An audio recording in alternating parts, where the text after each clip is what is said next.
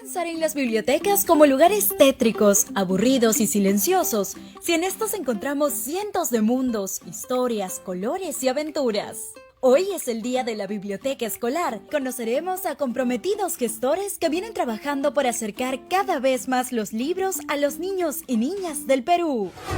Las bibliotecas escolares existen para dar soporte, tengan un espacio donde poder complementar sus aprendizajes y encontrar en la lectura un espacio para combatir el aburrimiento. A los padres exijan una gran biblioteca con grandes libros, con maestros involucrados. Y a estos últimos les digo que encuentren en la biblioteca escolar un aliado para poder complementar todo eso que se brinda en el aula. Para nosotros la biblioteca escolar es muy importante, es un lugar donde se pueden encontrar los niños con el conocimiento, la información, conversar cosas de interés entre ellos. Nosotros usamos en las sesiones y podemos recomendar un árbol de lectura.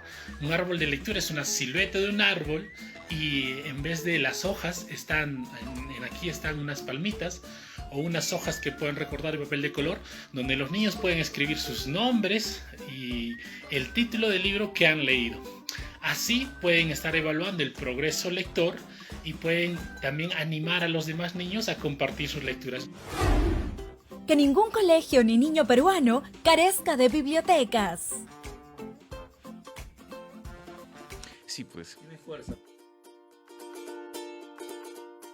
Ay. Esto es Entre Libros por Nacional, que nace cada día. Y les decía yo al inicio que ambos libros de los cuales estamos hablando en esta sesión los he encontrado entrañables. Y decía yo que de ambos libros, que estoy seguro que el lector va a querer tenerlos en su mesa de noche por ahí dando vueltas. Sé qué va a pasar conmigo, ¿no? Voy a mostrar para la cámara, quienes nos están siguiendo por Facebook también. Verán que tengo entre manos la portada, bueno, el libro completo, ¿no? Pero muestro la portada de Antiguos y Nuevos Animales Literarios. El autor es Alonso Rabido Carmo, quien ya se encuentra aquí con nosotros. Y además diré esto, que el nombre Entre Libros ciertamente no es ajeno para Alonso Rabí, ¿no? Quienes han seguido, digamos, interesados en los libros, quienes han seguido por la televisión, el programa Entre Libros, estamos hablando hace ¿cuántos años? 2017. 2017, hace 5 años clavados. Bueno, entonces ya es un programa pues Entre Libros con José Carlos Irigoyen. Exactamente, exactamente. Has hecho varias cosas, has estado siempre navegando en la literatura. Sí, no, bueno, en realidad ese es un mundo muy, muy vasto y en realidad uno se va repartiendo Tengo una columna, conduzco un espacio en Red de Comunicación Regional, que es un medio pequeño, digital, pero que está pujante, digamos, ¿no? Sí, claro. Pero digamos que la mayor parte del tiempo la dedico a la docencia en la Universidad de Lima, ¿no? Donde enseño clases de lenguaje y de literatura, ¿no? ¿Y qué tal? ¿Cuánto tiempo tienes enseñando lenguaje y literatura?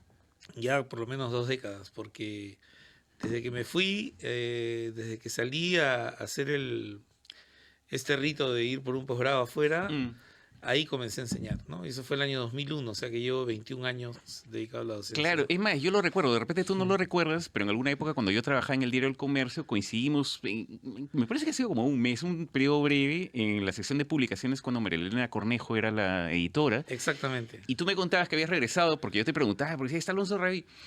Y recuerdo que me hablabas además de Michel Foucault, que yo no había escuchado de Michel Foucault, y estabas maravillado con él. Exactamente. Era, bueno, ¿Es esa época? Es de esa época, estamos hablando probablemente del año 2003 o 2004, que claro, yo había regresado con los estudios de la maestría y claro, hay una concentración teórica muy fuerte en esas lecturas y descubro por ahí a este filósofo, pensador, bueno, crítico también, Michel Foucault, de quien leímos algunas cosas muy interesantes. Evidentemente hay cosas suyas que son de una oscuridad muy particular. Claro. Pero hay otros textos suyos, por ejemplo, sobre el Quijote, incluso hay un texto sobre Borges que es realmente precioso. Y su libro clásico, que es Disciplina y Castigo, ¿no? Que es, digamos, creo que es una lectura ya casi universal y que es un libro bastante asequible, ¿no? Sí. Y que explica muchos rasgos de las sociedades contemporáneas, ¿no? Completamente. Ahora, hablabas tú de una suerte de rito, ¿no? Entonces tú te vas a hacer una maestría. Quien se va a hacer una maestría ya está pensando en términos mayúsculos con respecto a su propia vocación, etcétera, etcétera, ¿no? Déjame ir un poco más atrás en la pregunta, en todo caso, porque siempre he encontrado interesante hablar de la biografía, ¿no? De las personas que escriben. Tú has hecho no solamente docencia, como lo comentas, sino también crítica, poesía, ciertamente. Hablarías un poquito, teniendo en cuenta además que tenemos tantos oyentes interesados, pues, incluso con deseos de escribir. ¿Cómo es que nace tu vocación literaria? Es lo que quiero saber. O sea, ¿cómo es que sucede tu enamoramiento? Porque es obvio que hay un enamoramiento con las palabras, con la ficción. Por completo. Bueno, hay un entorno familiar. O sea, primero que nada, mi padre era maestro. Ah, En mi casa había libros. Digamos que no era un objeto excéntrico, sino que estaban los libros ahí siempre. Enciclopedias, diccionarios. Mi padre hacía el geneograma. Y entonces era como una invitación a la curiosidad, ¿no? A ver qué son esos cuadrados que llena con letras y esto qué es, en fin, ¿no? Y luego, bueno, la suerte se completa con un pariente de mi madre que tiene una librería en el centro de Lima, en el parque universitario, en la cual yo pasaba muchas horas. Yo volvía de la escuela, hacía mis tareas, almorzaba y me iba con mi tía a la librería y ahí me quedaba hasta la noche. Entonces ahí pues rodeado de libros, de lápices, de papeles. O sea, mi contacto con eso fue absolutamente natural. Te podría decir incluso, aunque podría parecer exagerado, digamos que el 90% de mis juguetes eran libros.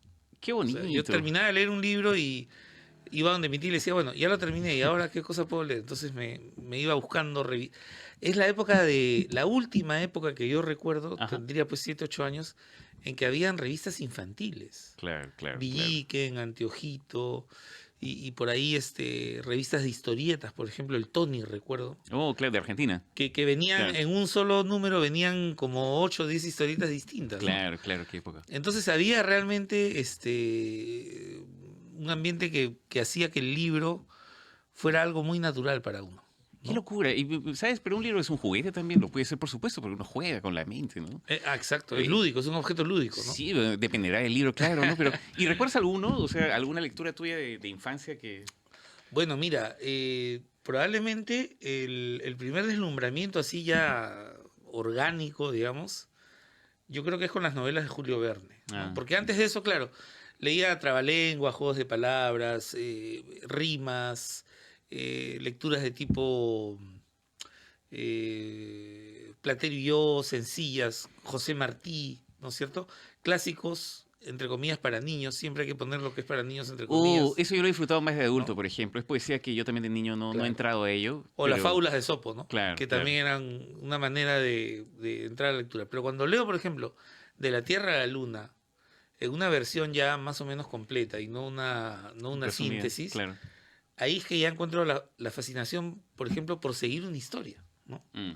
Encuentras que la historia tiene un punto de inicio, tiene un desarrollo, tiene momentos de gran tensión, tiene momentos en que todo baja, ¿no? Y tiene un final, ¿no? Entonces, esa conciencia yo la he adquirido a los 9 o 10 años, leyendo a Verne, leyendo a Salgari, y ya en el colegio, en la secundaria, hacia el fin de la secundaria, cuarto, quinto y media, hay un autor que yo descubro, ya existía, yo no lo conocía, pero yo lo descubro.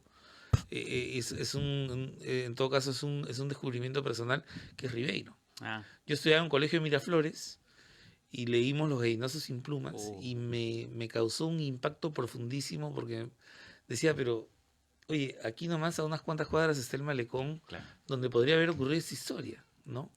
Y cómo entonces el mundo ya no era esa burbuja en la que uno había crecido, protegido por los padres, por los parientes, por los amigos y bueno, y en alguna medida protegido por los libros también, No. ¿no?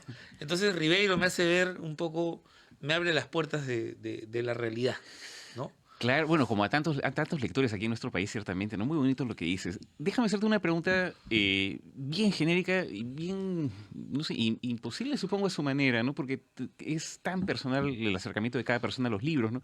Mi pregunta iría por el lado de ¿por qué leer, no? Si es que consideras que hay que leer, ¿no? Y lo digo especialmente en una época como esta, en la cual lo audiovisual está absolutamente presente, ¿no? Alguien podría decir, mira, ¿para qué leer el libro si tengo Netflix? Claro. ¿Qué dirías? Yo diría que más importante que leer, más importante que hay que leer, lo que hay que hacer es descubrir el placer de leer, Claro. ¿no? O sea, yo creo que ese es el punto. Yo creo que el libro tiene un espíritu absolutamente contrario a cualquier idea autoritaria, vertical. O sea, el libro es el territorio de lo libre, ¿no? Libro libre, o sea, están muy cerca, ¿no? Es verdad. Entonces, digamos, uno tiene que estimular tiene que provocar curiosidad, tiene que despertar ese, lo que llamo el gen lector, ¿no? Que, bueno, obviamente es un gen imaginario, pero que hay que saber cultivar. Y creo que los maestros ahí tienen una gran tarea por delante. Claro, ¿no? claro. Una gran tarea por delante. O sea, en la medida que un maestro sabe despertar curiosidad y logra conducir a sus estudiantes de una manera natural, no forzada, a la lectura y enseñarles que a través de la lectura pueden descubrir mundos, pueden vivir vidas, pueden comprender mejor esos mundos y esas vidas. Yo tengo una respuesta más o menos sencilla para eso. En el libro hay una entrevista con Héctor Abad y en algún momento yo le pregunto ¿para qué cree él que sirve la literatura? Ajá. Y me da una respuesta maravillosa que la tengo grabada en el corazón, que dice, él me responde, pues la literatura educa para la vida. Muy Entonces, no es un tipo de conocimiento pragmático, ¿no? No te enseño a sumar y mañana te doy 2 números para que los sumes. Esto es un conocimiento que se va acumulando y sale a flote en las circunstancias más imprevistas, ¿no? Y me parece tan cierto lo que dices, ¿no? Hay una frase de Richard Ford que es algo parecido, que él dice algo así como que las cosas que la vida no puede decir acerca de sí misma aparecen en los libros. Exactamente. Y es eso, ¿no? Es un conocimiento muy, muy íntimo del cual hablas tú. Y ya que estamos hablando acerca de esta reedición, porque además ya han habido antes, se ha publicado Animales Literarios, pero bajo otras facetas, ¿no? Conversamos un poquito acerca de ello, por ejemplo, acerca de los cambios que ha ido sufriendo este libro. Bueno, la primera edición de este libro aparece el año 2007. Ajá. Aparece con 17 entrevistas, ¿no? Hay 12 escritores, hispanoamericanos y 5 peruanos, ¿no? Entonces, eso apareció el 2008, yo me voy a Estados Unidos, regreso a Lima el 2014, con la idea de quizá reeditarlo, Ajá. hacer una pequeña actualización, añadir quizá un material nuevo. Y entonces me reúno con unos editores que me dicen, bueno, mira, y me dan un consejo, ¿no? Me dicen, mira, saca a los 5 autores peruanos, añade más latinoamericanos y completas un volumen de 20 y a los peruanos los dejas para el siguiente libro, para el siguiente proyecto. Yeah. No me pareció mala la idea. Ajá. Y así lo hice, o sea, sacamos a los peruanos, en esas épocas estaba la Cátedra Vargas Llosa y había otros eventos como la FIL, entonces venía mucho escritor latinoamericano. Claro. Y ahí empecé a contactar a varios de ellos y al final, el año 2016, con Estruendo Mudo, aparece la segunda edición con 20 entrevistas, pero sin los 5 peruanos de la edición original, ¿no? Entonces ahí tenía 25, un material de, digamos, entre los dos, ¿no? Y luego, ese libro, pues, al cabo de 2-3 años, se termina, se agota, empieza la pandemia y empiezo a trabajar mucho por Zoom. En esa época yo conducía Presencia Cultural, claro, aquí mismo, ¿no? Y entonces hubo una oportunidad magnífica porque se conversó con grandes nombres, Mariana Enríquez, Padura, en fin, una lista bastante nutrida de escritores, sobre todo latinoamericanos, ¿no? Entonces, al término de la pandemia dije, bueno, creo que de repente es momento de ya darle al libro quizá una forma un poco más definitiva, ¿no? Bueno, ahora tenemos acá 47 entrevistas, que incluyen todas las anteriores, más todo el material nuevo, que es casi la mitad del libro, ¿no? Claro. Lo he disfrutado por varias razones. Tú decías hace un rato que el libro es libro libre, ¿no? El terreno de la libertad, y un poco lo pensaba así, porque como te comentaba yo antes de iniciar la entrevista, es que este libro lo comencé por el medio y luego me fui al final y luego he estado regresando. Claro. O sea, la capacidad que tiene el lector de elegir él mismo el orden, ¿no? Que es algo que va a ser bien complicado que tú lo puedas hacer audiovisualmente. Exactamente. Porque además recuerda que está ordenado alfabéticamente, entonces puedes picar la letra que quieras, ¿no? Exactamente, sí. Eso lo he disfrutado muchísimo, ¿no? Y al mismo tiempo también, y te lo comentaba también antes de comenzar la entrevista, porque se me hace evidente la pasión con la cual es abordado el tema, ¿no? E incluso la libertad que tú mismo te das para hablar, por ejemplo, en algunas entrevistas, no recuerdo exactamente cuáles, pero, o sea, por ejemplo, durante la entrevista aparece una persona de improviso mientras está conversando el entrevistador con el entrevistado y lo incorpora a la conversación y pone a continuación lo que le dijo a mi amigo y vamos, como que vas, uno se siente acompañado leyendo este libro. Quizás sea eso lo que quiero decir, que es una bonita compañía, ¿no? Yo creo que cualquier persona que ame la literatura va a sentirse muy contenta pues, de estar navegando aquí entre estas páginas. ¿Sabes? Hombre, muchas gracias. Mira, como dices tú, en los textos siempre hay ese segmento o esa parte narrativa, ¿no? Está Claro. por un lado el diálogo, ¿no? Pero siempre, por ejemplo, hay una introducción o se cuenta una anécdota que da pie a la conversación. Por ejemplo, en el caso de Mariana Enríquez, yo cuento ahí que no la conocía hasta que un día aparece un cuento de ella en la separata que utilizábamos en la universidad Ah, y leímos el cuento de la casa de él en la clase y todos nos quedamos estupefactos, ¿no? Congelados, ¿no? O sea, las caras eran de un asombro, así una cosa. Y dije, no, a esta mujer hay que leerla porque así nomás ningún cuento te pega de esa manera, ¿no? sí, claro. Y claro. comencé a leerla y me pareció pues que es una escritora formidable, ¿no? Entonces cuando apareció la oportunidad de entrevistarla, pues eso era una emoción, ¿no? O sea, tener a Mariana Enríquez ahí en el Zoom, o sea, no, pues, ¿no? ¿Qué dirías que necesita tener una persona o reunir una persona para hacer una buena entrevista? ¿Tú qué tanto has entrevistado? Bueno, primero, yo creo que lo más importante es algo que dice Rosa Montero. No es un método Montero, eso me lo dijo ella también, pero creo que es algo muy sensato. Uno tiene que tener curiosidad por la persona. Claro.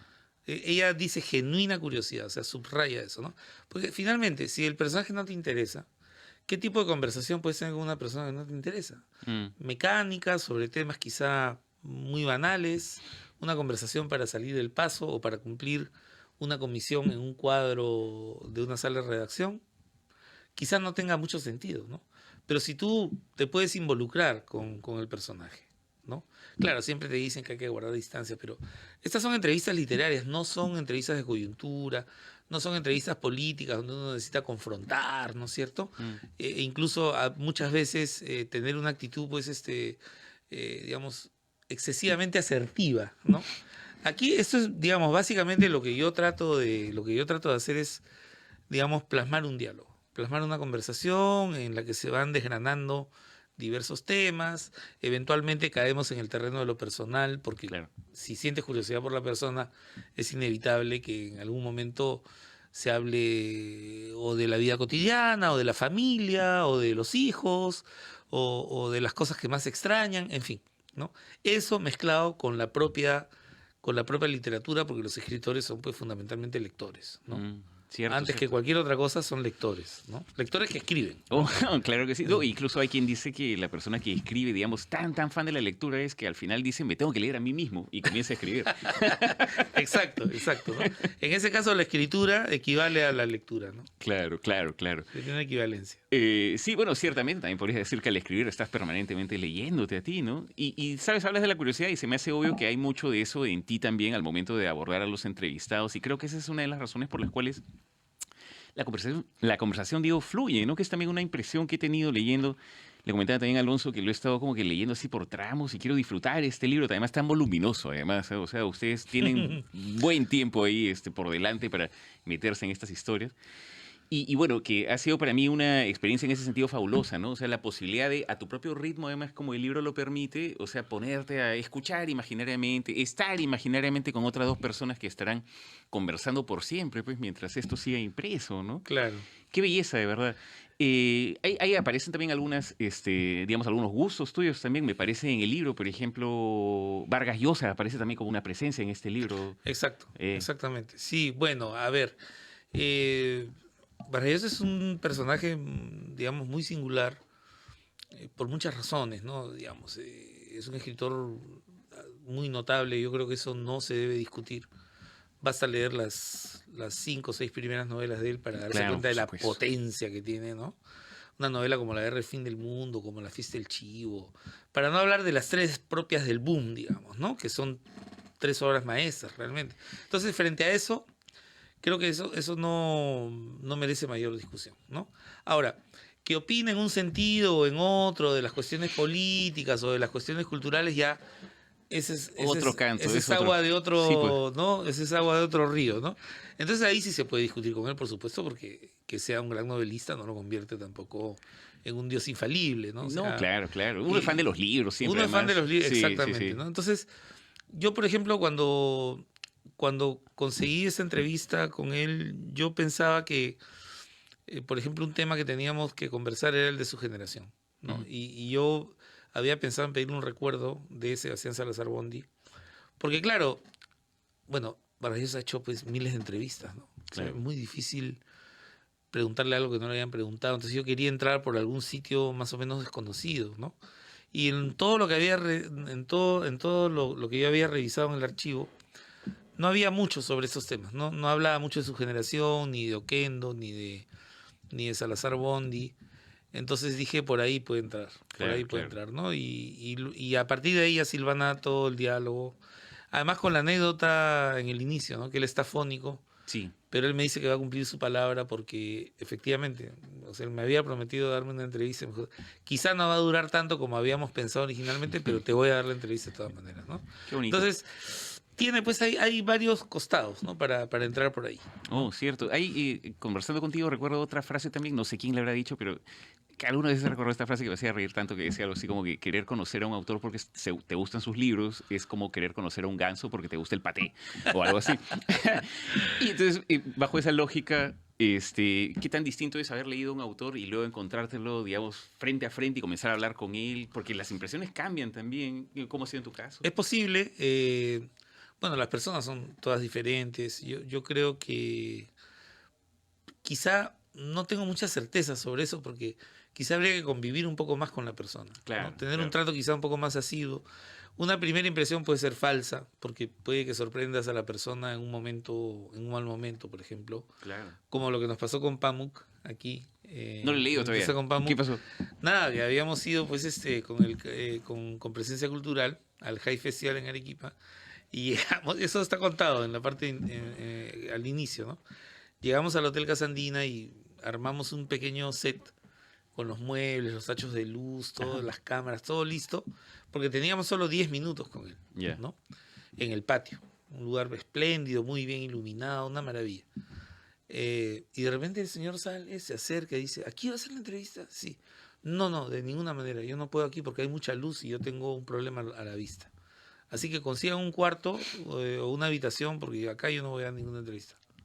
Nos quedamos mirando todos y ¿qué hacemos? ¿No? Bueno, fuimos a hablar con el gerente del hotel, con el encargado. Por favor, necesitamos una habitación. Nos consiguieron una salita.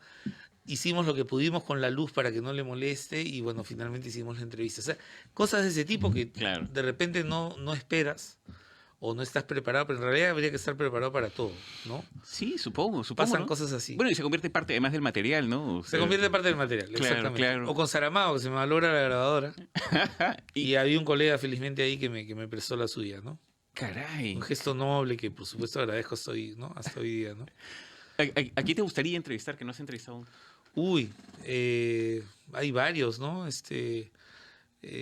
Varios extranjeros para empezar, ¿no? Por ejemplo, Carturescu, ¿no? Que me parece un escritor fuera de lo común, ¿no? Richard Ford probablemente, ¿no? También he leído Canadá, por ejemplo, es una novela pero hermosa, extraordinaria, ¿no? Hay algunos escritores orientales que me interesan también bastante. Moyan, por ejemplo. No lo he leído. El chino, ¿no? No. Yo he leído 2 novelas cortas de él que me parecen sensacionales. Modiano, francés que fue premio Nobel también. Tampoco, no. Tiene unas novelitas cortas estupendas, siempre con los fantasmas de la Segunda Guerra, con los fantasmas de la persecución nazi, ¿no? Es muy interesante todo el mundo narrativo que tiene Modiano. En fin, la lista sería larguísima. Podría ser unos 2 tomos más. Pero ¿habrán más tomos o no? O sea, ¿hay más entrevistas para un posible...? Mira, de hecho quedó mucho material fuera. Por ejemplo, hay una entrevista bastante buena con Pedro Mairal, con el escritor argentino, ¿no? Notable escritor. Pero eso lo estoy dejando para el siguiente volumen. Y también otras mujeres, ¿no? Pero mejor lo dejo todavía porque esto está en trabajo, así que... Sí. Y además porque Kimberly me está diciendo, ya tenemos que irnos, se acabó el Caramba, programa. qué pena. Hace rato, ya me están poniendo la música. Y me se dicen, acabó la lectura. Pero bueno, digo yo, de verdad, de corazón, recomiendo, mira, cualquier persona que ame la lectura va a amar este libro también. Es muy bonito encontrarte también con 2 personas dialogando en torno a esto que nos convoca a todos, ¿no? El amor por la vida, diría, que es el amor por la lectura, ¿no? Antiguos y nuevos animales literarios de Alonso Rabí do Carmo. con quien hemos tenido el gusto de conversar, aunque sea un ratito, pues, acá en Entre Libros, porque ya se terminó el programa, eso sí. Muchísimas gracias, César, por la invitación. Ha sido un gusto. Y a ustedes, nunca dejen de leer, por favor. Oh, qué bonito. Bueno, y con esta frase tan cierta, ¿no? Nos vamos, pues. Nos encontramos hasta dentro de 7 días y que estés muy bien. Chao. Primaveral, yo muriendo.